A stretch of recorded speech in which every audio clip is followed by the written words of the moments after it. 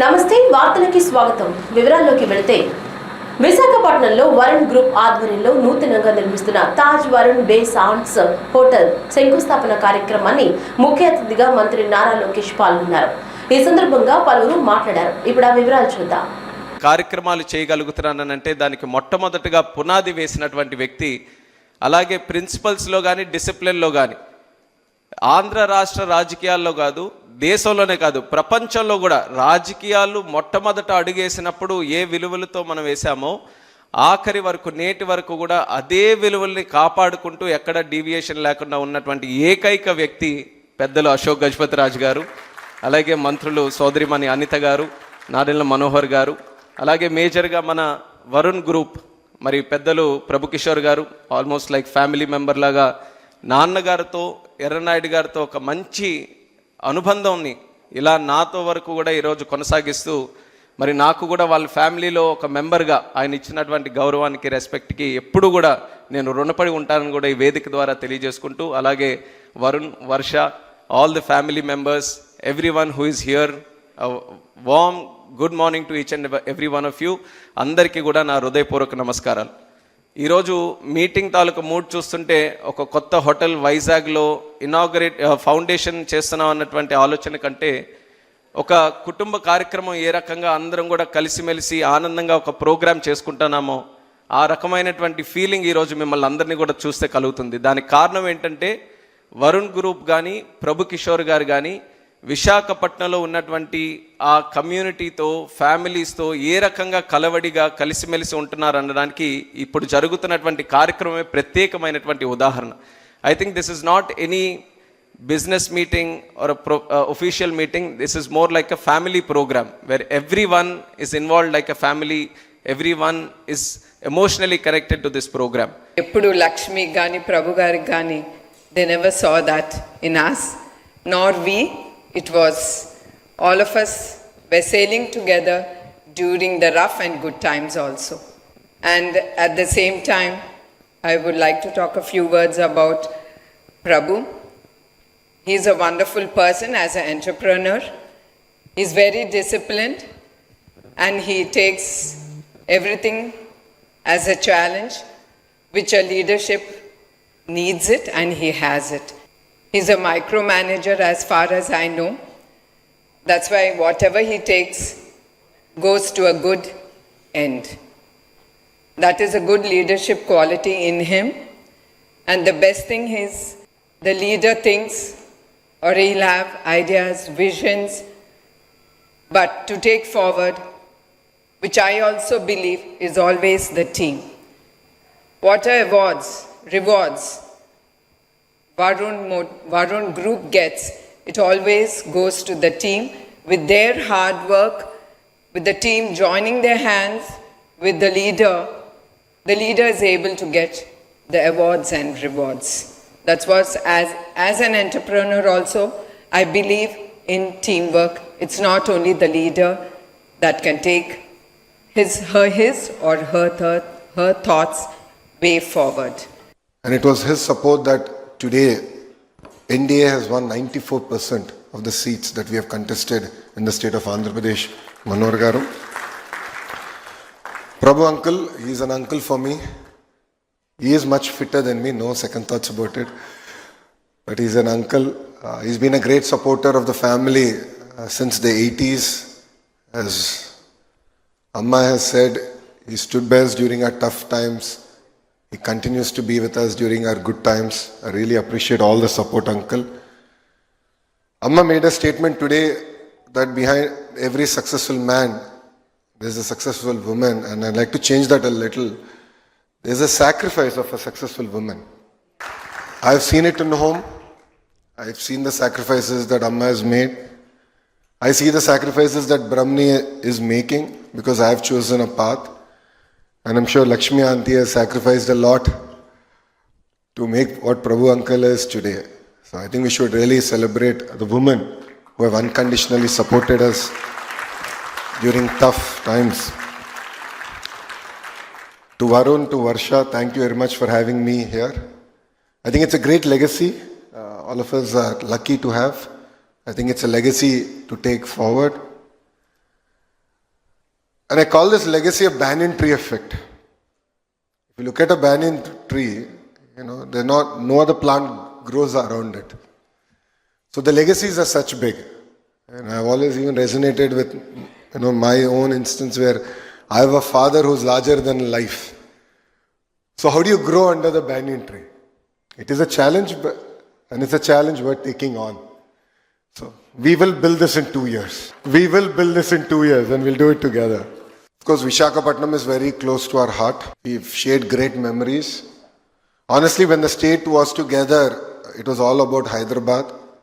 2014, when the state got bifurcated, it was really about Visakhapatnam.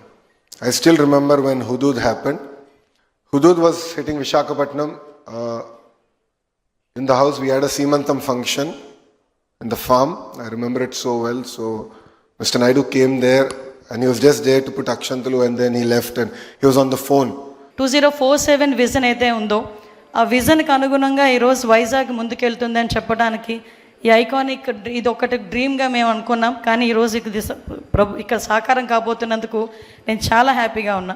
Vizag అన్నది happening city. ముఖ్యంగా చంద్రబాబు నాయుడు గారికి, మా సీఎం గారికి చాలా ఇష్టమైన సిటీ. ఎందుకంటే చాలా సందర్భాల్లో నేను విశాఖపట్నం సిటీని ఇష్టపడతాను అనలేదు. విశాఖపట్నం సిటీ అంటే నాకు ప్రేమ ఎక్కువ, నేను ప్రేమిస్తాను అనే పదాలు చాలా సందర్భాల్లో ఉపయోగించారు.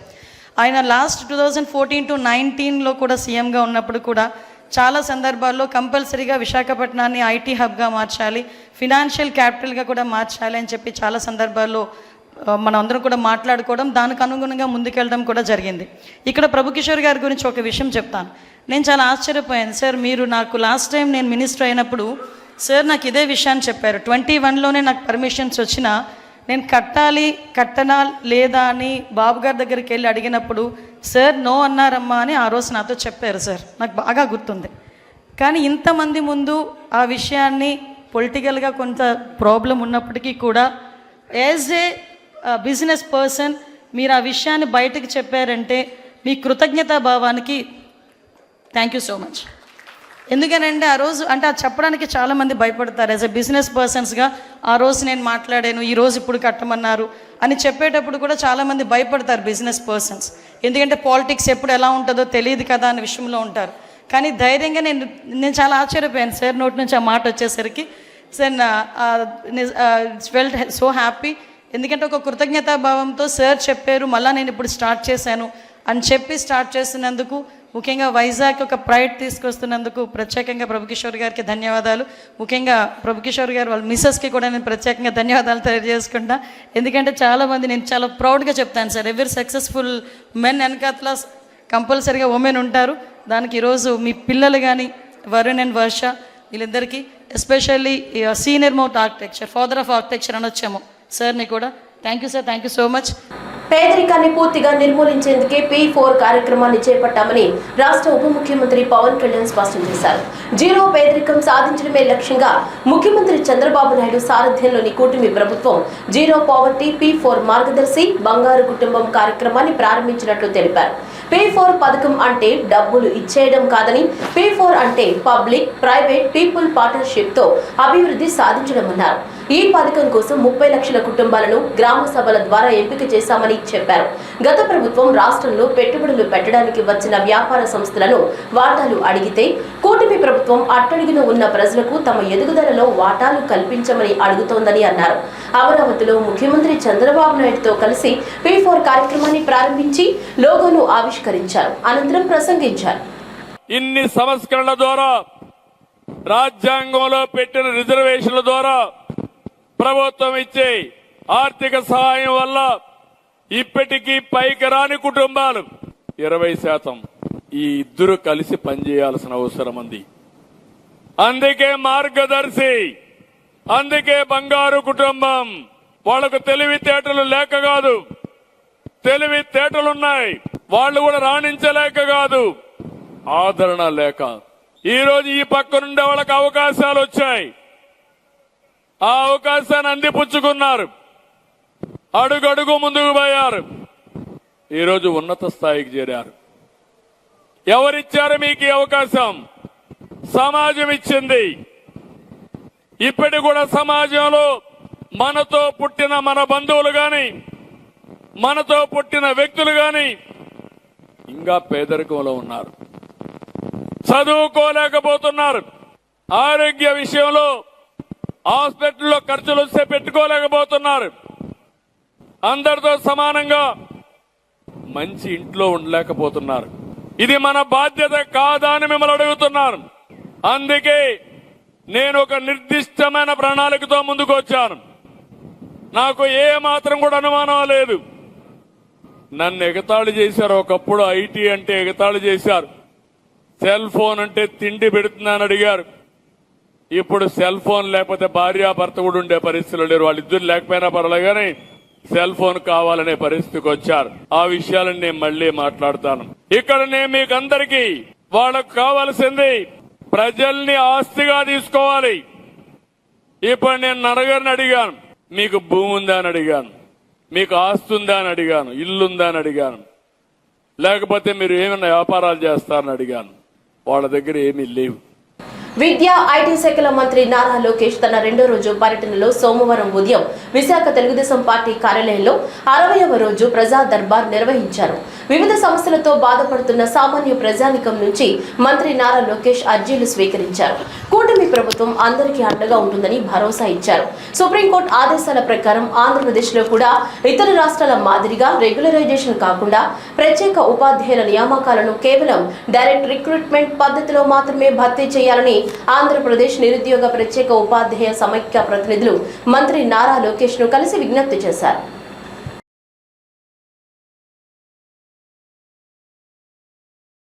వసంత నవరాత్రులను పురస్కరించుకుని శ్రీ కనకదుర్గమ్మ వారికి కనకాంబరాలు, గులాబీ పూలతో ప్రత్యేక పుష్పార్చన వైభవంగా జరిగింది. నూతనంగా నిర్మించిన పూజా మండపంలో ఉదయం 9 గంటల నుంచి పుష్పార్చన ప్రారంభమైంది. ప్రధాన ఆలయం నుంచి పుష్పాలతో అర్చకులు, అధికారులు బుట్టలతో పుష్పాలు తీసుకుని విచ్చేసిన అనంతరం ప్రత్యేక పూజలు ప్రారంభమయ్యాయి. పెద్ద సంఖ్యలో భక్తులు పాల్గొని అమ్మవారిని దర్శించుకున్నారు.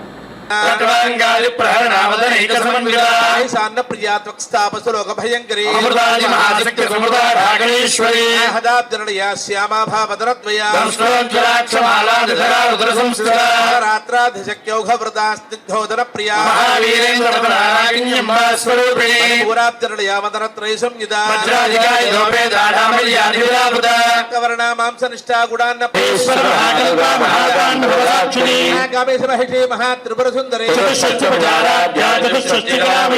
చతుష్షష్టి కోటి యోగిని గణసేవిత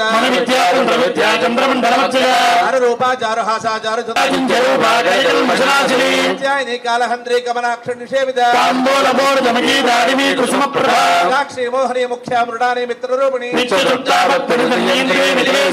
మైత్రాదివాసనాభ్య మహాప్రణయ సాక్షిణి బాణాల సామత్త మాతృకా వర్ణరూప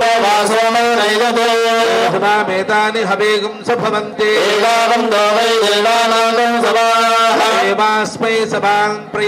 చాలా కాలంగా అమ్మవారి సన్నిధిలో చైత్రమాస నవరాత్రములు పురస్కరించుకొని పుష్పార్చన అనేక మంది భక్తుల యొక్క భక్తిభావముతో దేవస్థానం వారి సన్నిధానం వారి యొక్క సహకార సన్నివేశములతో ఈ పుష్పార్చన చాలా కాలం బట్టి జరుగుతుంది. అమ్మవారికి రోజు ఒక రకమైనటువంటి వివిధమైన పుష్పములతో 9 రోజులు 9 రకములైన పుష్పాలు ఇక్కడ అర్చన చేయబడుతున్నాయి. భక్తులు ఎంతో సహకరిస్తున్నారు. అమ్మవారికి చాలా ప్రీతి అయినటువంటివి. ఏదైనా సరే ఏది లేకపోయినా పుష్పం లేకుండా పూజ కుదరదు. పూజ అంటేనే పుష్పం. జాతైతే ఒక పుష్పం సమర్పిస్తాం, ఇంకా జాతైతే అనేక పుష్పం సమర్పిస్తాం, లేకపోతే ఒక్క పుష్పం సమర్పించి నమస్కారం చేస్తాం. కాబట్టి అమ్మవారికి పుష్పం అంటే చాలా ప్రీతి. తత్రాపి అమ్మవారు శక్తి స్వరూపిణి. అనేక రకమైనటువంటి మల్లికా మాలత్యాది వివిధ కుసుములతో ఆవిడ అనేక పుష్పములతో మాలలు ధరించినట్లుగా ఆ మూర్తుల విశేషాలు చెప్పినప్పుడు తెలియబడుతూ ఉంటాయి. ఒక్కొక్క అమ్మవారు ఒక్కొక్క పుష్పాన్ని ధరించినట్టు జాజీ కుసుమమని, అలాగే బంధూక కుసుమమని, మందార కుసుమమని, ఇలాగా తులసీమాలని, మారేడు బిల్వమాలని ఇలాగా అమ్మవారు ధరించినట్లుగా మనకు ఆ రూపంలో కనిపిస్తుంటాయి చూస్తూ ఉంటే. అలాంటి అమ్మవారు ఇవాళ ఈ 9 రోజులు చక్కగా భక్తుల చేత వివిధ కుసుముల చేత ఆరాధింపబడటం అంటే పుష్పం అంటే ఏమిటంటే బహిర్వ్యాపారంగా కనిపించేది పుష్పం. అందుకోసం మనస్సు అనేటువంటి పుష్పం సమర్పించడం చాలా విశేషం. ఆ మనస్సు పుష్పం సమర్పించాలంటే ఎవరి వల్ల కాదది, సాధన చేస్తే కానీ కాదు. ఆ మనఃపుష్పం సమర్పించాలంటే ఈ బహిష్పుష్పములన్నీ కూడాను భక్తిభావంతో అమ్మవారిని ఆరాధించినప్పుడు కొంతకాలానికి అమ్మ ఇదంతా బహిర్వ్యాపారం, అంతర్ముఖ సమారాధ్య బహిర్ముఖ సుదుర్లభ అని. అంతర్ముఖ సమారాధ్య అంటే అమ్మవారిని అంతర్ముఖంగా ఆరాధించడం చాలా కష్టం, సాధనతో కూడుకున్నది. అదే బహిర్ముఖంగా ఎంతో పత్రి తీసుకొచ్చి పుష్పం తీసుకొచ్చి వేయడం అంటే అది చేతవుతుంది, ఎంతవరకైనా సరే ఎవరికొకళ్ళకి చేతవుతుంది. కానీ అంతర్ముఖంగా ఆరాధన మనఃపుష్పం సమర్పించడం చాలా కష్టం. అందుకోసం ఆ రకమైన స్థితిని పొందడం కోసం మానవుడు ఈ రకముగా అనేక విధములైన కుసుమములు పుష్పములు అమ్మవారికి సమర్పించి, పుష్పం అంటేనే సుగంధముతో కూడుకుంటుంది. రంజాన్ సందర్భంగా దెందులూరు నియోజకవర్గంలోని పేద ముస్లింలకు ఎమ్మెల్యే చింతమనేని ప్రభాకర్ ఆధ్వర్యంలో మటన్ పంపిణీ కార్యక్రమం జరిగింది. సోమవారం తెల్లవారుజాము నుంచి దెందులూరు ఎమ్మెల్యే చింతమనేని ప్రభాకర్ ఆధ్వర్యంలో దెందులూరు నియోజకవర్గ పరిధిలోని అన్ని గ్రామాల్లోని పేద ముస్లింలకు రంజాన్ సందర్భంగా మటన్ పాలు పంపిణీ చేస్తున్నారు. ఎన్నో ఏళ్లుగా ప్రతి సంవత్సరం రంజాన్ సందర్భంగా నియోజకవర్గంలోని పేద ముస్లింలకు వ్యక్తిగతంగా మటన్ పాలు అందిస్తూ వారి ఆనందాల్లో భాగమవుతున్న దెందులూరు ఎమ్మెల్యే చింతమనేని ప్రభాకర్కి ప్రత్యేక కృతజ్ఞతలు తెలిపారు. ఈరోజు ముస్లిం సోదరులందరికీ కూడా రంజాన్ శుభాకాంక్షలు తెలియజేస్తూ ప్రతి ముస్లిం కుటుంబానికి ఈ నియోజకవర్గంలో నివాసం ఉంటున్నటువంటి వారికి తలకాయకి 250 గ్రాముల చొప్పున మటను, 1 లీటర్ మిల్క్ మా కూటమి నాయకులు, కూటమి కార్యకర్తలు వాళ్ళ ఆధ్వర్యంలో ఏర్పాటు చేయడం జరిగింది. ఇది ఈ కూటమి ప్రభుత్వం వచ్చిన తర్వాత ఈ రోజు ఇస్తున్నటువంటిది కాదు, ఇది గత 5 ఏళ్లుగా ఇస్తున్నాం. మధ్యలో 2 ఏళ్ళు కరోనా వల్ల ఇవ్వలేకపోయాం, 1 సంవత్సరం వీలు కాక ఇవ్వలేకపోయాం. ఇంచుమించుగా ఇది 4వసారి ఇవ్వటం జరుగుతుంది. అంతకుముందు ఇఫ్తార్ పెట్టేవాళ్ళం. ఇఫ్తార్ పెడుతుంటే ముస్లిమ్స్ కన్నా ముస్లిమేతరులు ఎక్కువ మంది వచ్చి ఆ ఇఫ్తార్లో పాల్గొంటున్నారు. మహిళలకి, పేదవారికి కనెక్టివిటీ లేక రాలేకపోతున్నారు. ఆ ఉద్దేశంతో మరి ఈ రకంగా ఇస్తే కనుక ప్రతి పేద ముస్లిం కుటుంబానికి ఇంటి దగ్గరికి వెళ్ళే వాళ్ళు రాలేకపోతే మా కూటమి నాయకులు స్థానికంగా ఉండేటువంటి వీఆర్ఓలు కానీ గవర్నమెంట్ స్టాఫ్ కానీ సహకరిస్తున్నారు. ఆ రకంగా ఏర్పాటు చేయడం జరిగింది. వీళ్ళంతా కూడా చాలా హ్యాపీగా ఉన్నారు.